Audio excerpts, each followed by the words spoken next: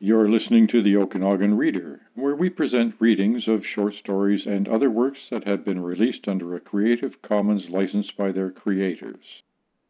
In keeping with the license, these recordings are released under a matching license. You are free to listen to and share these readings as set out in their version of the Creative Commons license. Today's reading is Louise's Ghost, Part 6. A short story in the collection Stranger Things Happen by Kelly Link. And now, Louise's Ghost, Part 6. But it's the youngest cellist, the one who thinks Louise has pretty eyes, who stays. Louise isn't sure how this happens. She isn't sure that she has the right cellist. She isn't sure that the ghost went into the right cello. But the cellists pack up their cellos and they thank her and they drive away, leaving the dishes piled in the sink for Louise to wash. The youngest cellist is still sitting in her living room. "I thought I had it," he says. "I thought for sure I could play that ghost." "I'm leaving," Louise says, but she doesn't leave. "Good night," Louise says. "Do you want a ride?" Louise says to the cellist. He says, "I thought I might hang around, see if there's another ghost in here, if that's okay with Louise." Louise shrugs. "Good night," she says to Louise. "Well," Louise says, "good night." She picks up Anna, who has fallen asleep on the couch. Anna was not impressed with the ghost. He wasn't a dog, and he wasn't green. "Good night," the cellist says, and the door slams shut behind Louise and Anna. Louise inhales. He's not married. It isn't that smell, but it reminds her of something. "What's your name?" she says, but before he can answer her, she puts her earplugs back in again. They fuck in the closet, and then in the bathtub, and then he lies down on the bedroom floor, and Louise sits on top of him. To exorcise the ghost, she thinks. Hotter in a chilly sprout. The cellist's mouth moves when he comes. It looks like he's saying, "Louise, Louise," but she gives him the benefit of the doubt. He might be saying her name. She nods encouragingly. "That's right," she says. "Louise." The cellist falls asleep on the floor. Louise throws a blanket over him. She watches him breathe. It's been a while since she watched a man sleep. She takes a shower, and she does the dishes. She puts the chairs in the living room away. She gets an envelope, and she picks up a handful of the ghost's hair. She puts it in the envelope, and she sweeps the rest away. She takes her earplugs out, but she doesn't throw them away. In the morning, the cellist makes her pancakes. He sits down at the table, and she stands up. She walks over and sniffs his neck. She recognizes that smell now. Burnt sugar and orange juice and talcum powder. She realizes that she's made a terrible mistake. Louise is furious.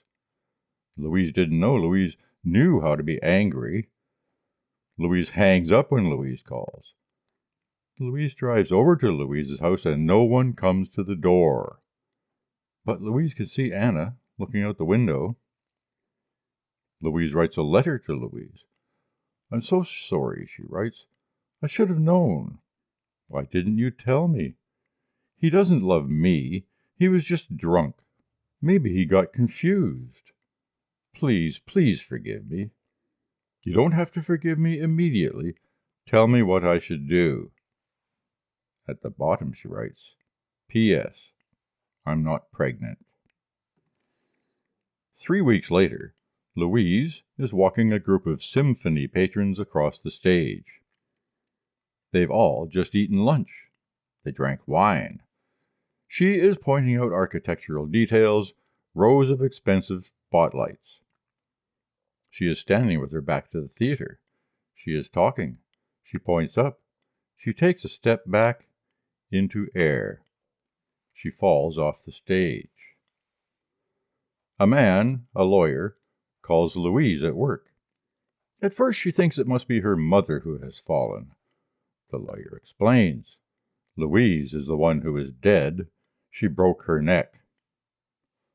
While Louise is busy understanding this, the lawyer, Mr. Bostic, says something else. Louise is Anna's guardian now. Wait, Louise says. What do you mean? Louise is in the hospital? I have to take care of Anna for a while? No, Mr. Bostic says. Louise is dead. In the event of her death, Louise wanted you to adopt her daughter, Anna Geary. I had assumed that my client, Louise Geary, had discussed this with you. She has no living family. Louise told me that you were her family. But I slept with her cellist, Louise said. I didn't mean to. I didn't realize which number he was. I didn't know his name. I still don't. Louise is so angry with me. But Louise isn't angry with Louise anymore. Or maybe now she will always be angry with Louise. Louise picks up Anna at school. Anna is sitting on a chair in the school office. She doesn't look up when Louise opens the door. Louise goes and stands in front of her. She looks down at Anna and thinks, this is all that's left of Louise. This is all I've got now. A little girl who only likes things that are green, who used to be a dog. Come on, Anna, Louise says. You're going to come live with me. Louise and Anna live together for a week. Louise avoids her married lover at work. She doesn't know how to explain things. First a ghost, and now a little girl. That's the end of the motel rooms. Louise and Anna go to Louise's funeral and throw dirt at Louise's coffin. Anna throws her dirt hard, like she's aiming for something. Louise holds on to her handful too tightly. When she lets go, there's dirt under her fingernails. She sticks a finger in her mouth. All the cellists are there. They look amputated without their cellos, smaller, childlike. Anna, in her funereal green, looks older than they do. She holds Louise's hand grudgingly. Louise has promised that Anna can have a dog. No more motels for sure. She'll have to buy a bigger house, Louise thinks, with a yard. She'll sell her house and Louise's house and put the money in trust for Anna. She did this for her mother. This is what you have to do for family. While the minister is still speaking, number 8 lies down on the ground beside the grave. The cellists on either side each take an arm and pull him back up again. Louise sees that his nose is running. He doesn't look at her, and he doesn't wipe his nose either. When the 2 cellists walk him away, there's grave dirt on the seat of his pants. Patrick is there. His eyes are red. He waves his fingers at Anna, but he stays where he is. Loss is contagious. He's keeping a safe distance. The woman cellist, number 5, comes up to Louise after the funeral. She embraces Louise, Anna. She tells them that a special memorial concert has been arranged. Funds will be raised. One of the smaller concert halls will be named the Louise Geary Memorial Hall. Louise agrees that Louise would have been pleased. She and Anna leave before the other cellists can tell them how sorry they are, how much they will miss Louise.